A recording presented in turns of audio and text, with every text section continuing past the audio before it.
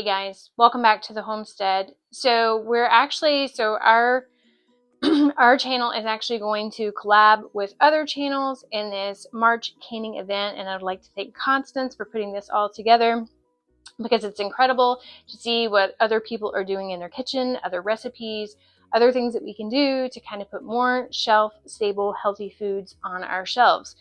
So today I'm actually going to be putting together my gumbo recipe, and so we eat kosher and clean in this house, so biblically clean, if you will. So I got the recipe for a gumbo from a friend a long time ago, and I've tweaked it a little bit to my own specialties because some people like it spicier, some people like beef sausage, chicken sausage, etc. So I'm going to put the full recipe below of what I used in this because I don't want to step through the process so much on that, but I do want to call out that this recipe does call for a roux mix to it. So technically in canning this, right, you are canning and rebel canning.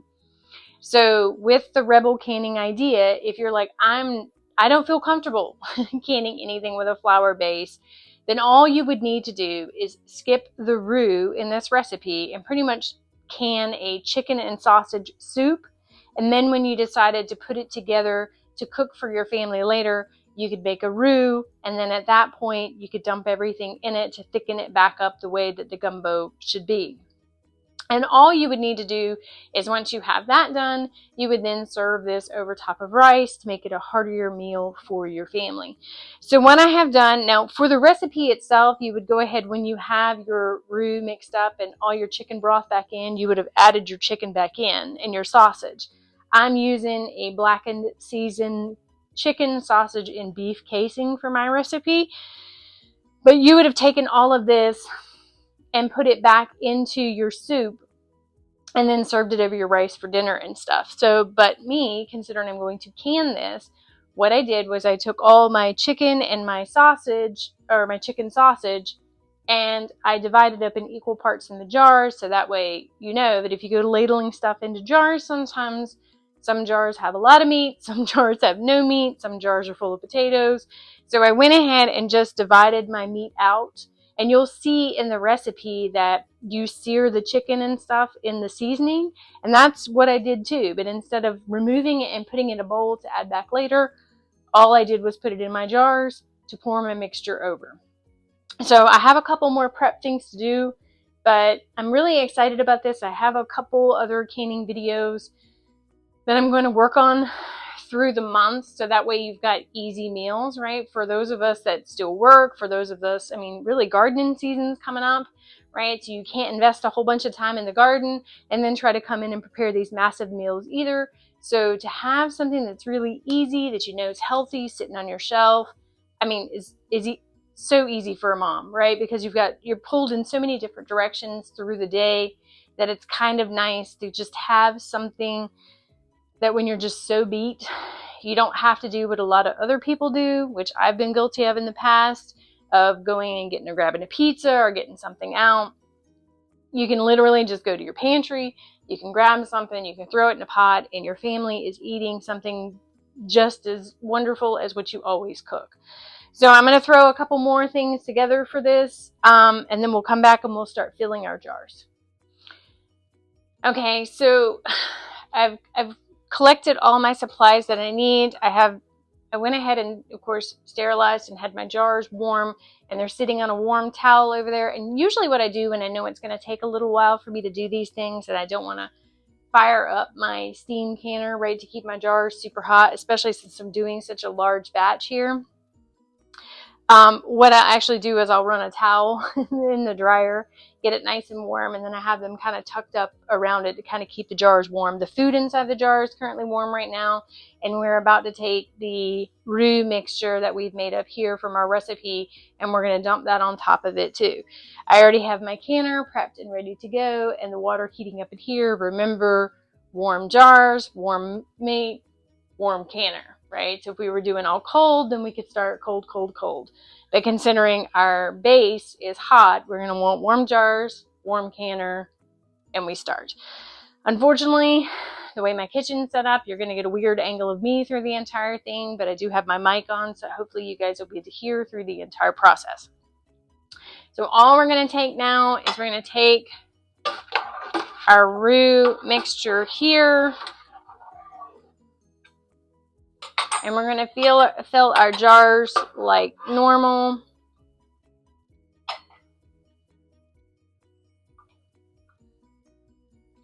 And you're going to make sure that you leave your headspace just like you would with anything else. I don't start by overfilling them, because when we come back and start to move everything around, we'll fill our spaces, and then we can see how we need to top it off from there.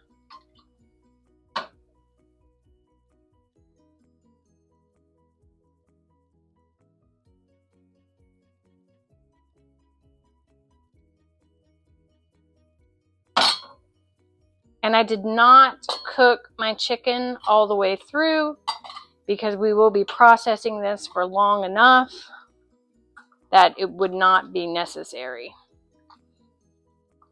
Like I said, if you don't feel comfortable canning flour or any type of mixture like that, and there's not a lot in this recipe, but even still, do what you're comfortable with, right? We don't want to go, I mean, if you've never canned before, I would not recommend starting off with something very complex. Start with your easy wins, right? Your fruits and stuff like that. So I'm going to get all these filled, and then we'll come back. Okay, guys, so I have filled up all my jars now, and I have taken my knife and I have gotten all the air bubbles out, just like all of our other canning processes. And all I'm doing now is just taking my clean and sanitary lids and putting them on top of my jars. And then we're going to come back and we're going to hand tighten these. And again, my hand tight, as opposed to a bodybuilder's hand tight, is going to be very different hand tights. So just make sure that you're not over tightening them. Usually one twist is more than enough to keep from over tightening your lids. If you have a pretty strong hand grip, then you're going to want to not bear down as much. Like, twist it and kind of judge like how tight it is. Again, you're not trying to clamp it down, you're just trying to hold the lid in place. Usually you can tell if you've hand tightened them down too much if your lids buckle when you pull them out. So we're just going to get all these in. My canner is made for 2 layers of jars. If your canner is not, do not attempt to put 2 layers of jars in. You don't want to do that for sure. So we're going to put our second lid in. Make sure that's evened up. We're going to continue putting our jars on. When you start with your top one, if your canner allows that, start in the middle. Kind of distribute your weight around.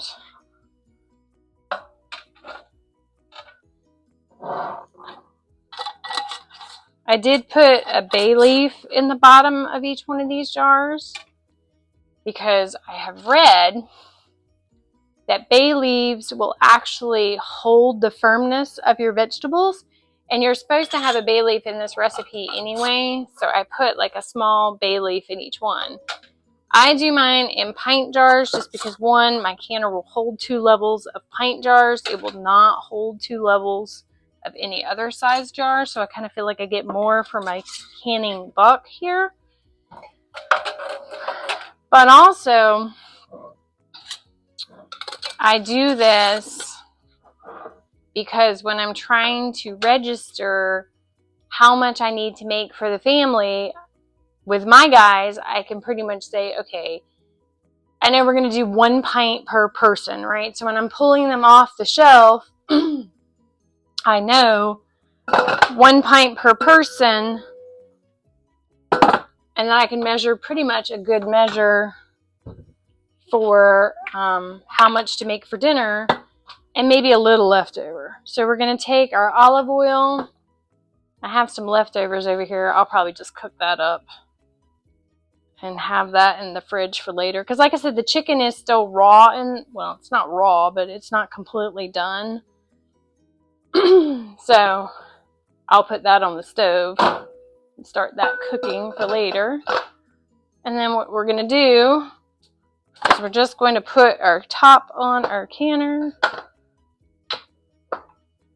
And then, of course, my canner has, you know, the arrow and the line. So then we'll just start to tighten it down. And then what we're going to do from here, and you don't want to tighten them all the way, and you're going to go opposite sides with this canner. But what you'll do from here is you'll wait for the steam to build up. And once it starts to vent, we're going to let it vent for about 10 minutes. And then from there, because of my altitude and these being pint jars and meat inside of them, we're going to want to go 15 pounds pressure for my area because of my elevation. So make sure you do your research so you know your elevation for your area, depending on if you're pressuring meats. Because here's the thing, like this recipe calls for bell peppers and onions and all of that, but you're always going to want to set your canner for the maximum amount of whatever you have in it, right? So if you have meats, you're going to go to the meat, right? Because it takes longer time to pressure can meat than it does onions, right? So if I have chicken and onion in my recipe, then I'm going to go for the chicken time, right? The meat time. Then everything's done, right? And you don't have to worry about it. So you're always going to want to go to the highest level when you're pressure canning these things. Again, like I said, this is more of a rebel recipe because there is a roux in there. So if you did not want to pressure can anything with the flour in it for your own preference, which that's fine. Some people aren't comfortable doing it. There are some things rebel canning I will not do. I just don't feel comfortable doing them. But soups and stuff like that, I do. Like if you can see it on the shelf at the store, there's a very good chance that you can mimic that at home. But if you don't see it on the shelf at the store, you probably shouldn't be trying to do something at home unless you're really comfortable with it, right? And there are many debates and there's many forums where people will debate the validity of rebel canning versus water bath canning versus pressure canning. And you know, you can spend days out there trying to figure out what's right. Best course of action, do what you feel comfortable with. If you don't feel comfortable putting flour in a recipe and canning it and putting it on your shelf, do not do it. Because here's what thing's going to happen. You're going to can it and you're never going to eat it because you're not going to feel comfortable enough to eat it and you just wasted the money. So it's better to take it and maybe take this entire recipe below and just skip the part with the roux. Cook your vegetables in butter, right, to saute them down, and then just chicken broth, right? Take your bone broth, your chicken broth, whatever. Put that in there and you're pretty much just going to pour that mixture over the top of your items instead of the roux, right? So then when this is ready and you're like sitting on your shelf with the chicken broth, you feel comfortable because all of that is USDA recommended to do that way. Then when you're like, okay, we're going to have the chicken gumbo for dinner tonight, go pour me, just go pull me 4 pints off the shelf. Well, at that point, then you can take your chicken fat, your Schmaltz, or if you want to use olive oil or whatever you want to use for your base for that, you can then make your roux. You can then dump all of your pint jars back in there, and then it can cook for about an hour at a low to medium heat and kind of infuse together, and bam, you have it. Like, I wouldn't take something like this and just eat it off the shelf. I still reheat my canned goods. A lot of people get sick because they don't reheat their canned goods. They just eat them straight from the jar. Probably wouldn't do that. I don't feel comfortable doing that. I know a lot of people that walk right over to the shelves and just eat their soup cold without heating it up. That's just not me. I'm not going to say I'll never do it because every time I say I'll never do something, God says, really? Try this. So we're going to just sit here, and I'm going to let, like I said, I'm going to let this pressure build up. We're going to wait for the steam to come out here, and then I'm going to set me a timer for 10 minutes. Then when that vent is done, I will put my weight on there for the 15, and then I will set another timer for the 75 minutes that this has to go, because there's meat in it for the pint jars. So we'll check in at the different intervals for that, so you can kind of see that process, but we won't spend a lot of time on it. And then we'll just kind of let this go while it's pressure canning. And I don't leave the room. I always make sure somebody's around, because I do have this fear that if I turn my back for a nanosecond, my canner is going to explode. It's irrational fears. We all have them. But when you can long enough, you'll get to the point that you can almost hear it clicking and know exactly what it's doing. You can tell if it's going too fast. You can tell if it's going too slow. You get an ear for it, and you really can listen to it with this type of canner. This is the only type of canner I've ever used, so I don't have very much experience with other canners. I'm sure other people have different methods and different recipes, and that's why I'm kind of excited about this challenge, because we're all going to get to see different ways people can, right? Different canners they use, different methods they use. So this is kind of exciting. So like I said, we're going to let this build up. We'll check back in through each part of that, and we'll see how it's going. So see, it's starting to build up the pressure. So the water is starting to come out of the top. And so when this transitions from these little water droplets hopping out to a full steam coming out, kind of like if you were to just pull it to vent it quick, which I would never recommend if you want to shatter all your jars. But this won't continue to build until it's a nice steam coming out. And when that steam's coming out, then I'll set my timer for 10 minutes. And then when that 10 minutes is up, we will then take our weight at the 15-pound mark and put it on top of our vent. And then we'll start another timer for 75 minutes at that point. So I'm going to keep watching this, and we'll come back in a little bit. So as you see now, the droplets are gone, and I don't know if you can hear it. So I'm going to move my mic. Maybe you can hear it.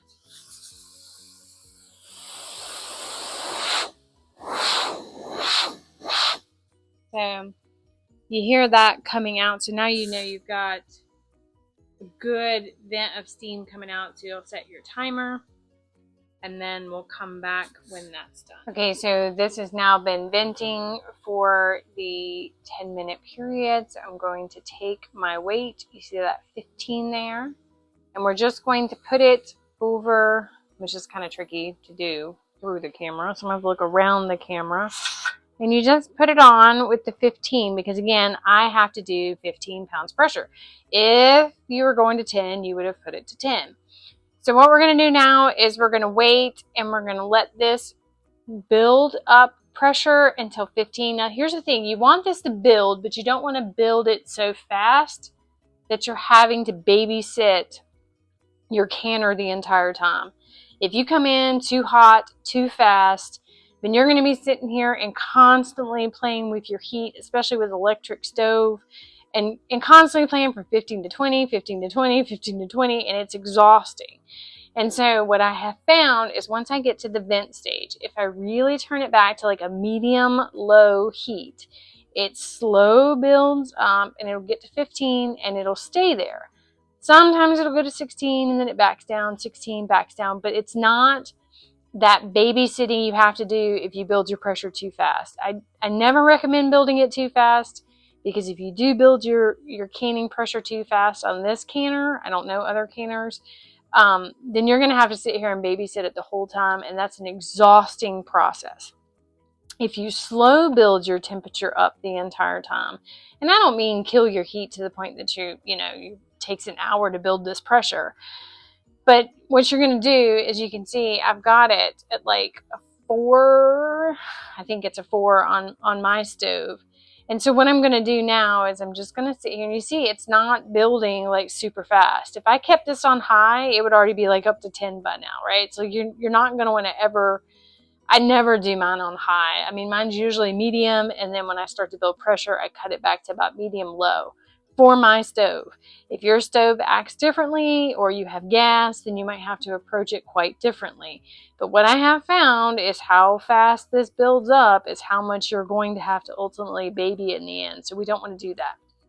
So we're just going to kind of watch this. And when it gets up to 15 and we start to rattle on our weight, and we can count our weight by the rattles, right? And we can see that it's doing it consistently enough and we're not losing pressure, then we will start our timer for the 75 minutes. And again, this is for my pint jars, my pint jars at my altitude. So make sure you do your research to where you live, what your altitudes are. Right, when I lived in North Carolina, I didn't have to do it for as many pounds per pressure. Now that I'm in the Ozarks, I have to do it for more. So we'll just keep an eye on this. Like I said, when it gets to 15, I will then set my timer and we will go from there. Okay, so this has been going for right at our 75-minute timer. You see we've got 15 seconds left on the timer. You see how it's rattling? So you see how it's kind of going at that nice, smooth evenness too. It's staying right at that 15-pound pressure mark, which we want. That's a nice, easy timer. So all we do, we're going to turn our timer off now. And I'm going to turn my heat off. And we're just going to let this naturally vent. Do not pull your weight. Do not. That change in pressure, that drastic, your jars could rupture, bad things can happen. So all we're going to do is I've turned my temperature off. I'm not even going to try to move it because jars can move. I mean, this is really heavy and it's really hot. So we're just going to let this sit and naturally vent. I'm going to go for my walk. I'm going to come back from my walk. It should be naturally vented by that point, and we can take the jars out with no issues and no problems.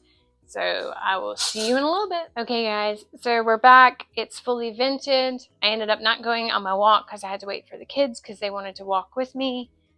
So what we're going to do now, this has fully vented down, so a good way to check it, right? It's back down at the 0 mark here. And of course, when you take it off, there's absolutely no pressure behind it either, so you know you've let it vent down. So you're going to take these off the same way you put them on, just going opposites. You don't have to remember which ones you screwed down first, but you do need to take them on the opposites.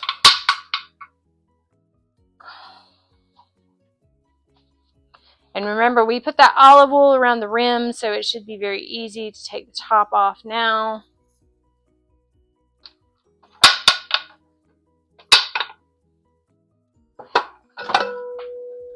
There we go. Good news is I don't see anybody shattered on the top.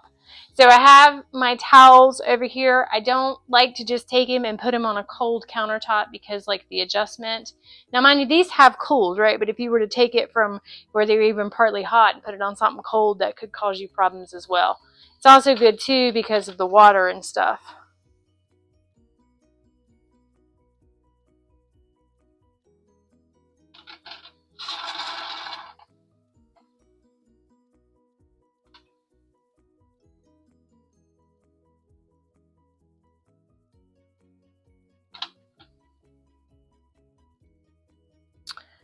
So I'm just going to take all these out now and get them set up on the countertop, and I'll come back. Okay, so I have these all out, and they're going to sit on my countertop for the next 12 to 24 hours, and I'm going to make sure they all seal. They should start pinging here pretty soon. It doesn't appear that I have any cipherings or any buckling so far, so that's a very good sign too. So like I said, I'm just going to let these sit. They're going to naturally cool. If any do not seal, then I will just take those and put those in the refrigerator, and we will eat those within the week to make sure that, well, probably within the next 3 days, to make sure they don't go bad. But the rest of them will be sealed, and then I'll remove the bands, and they'll go into my pantry for long-term storage. So I hope you enjoyed watching this process. I hope you, if nothing else, try the recipe below because it is phenomenal, even just for an easy dinner. Thank you for stopping by, and have a great night.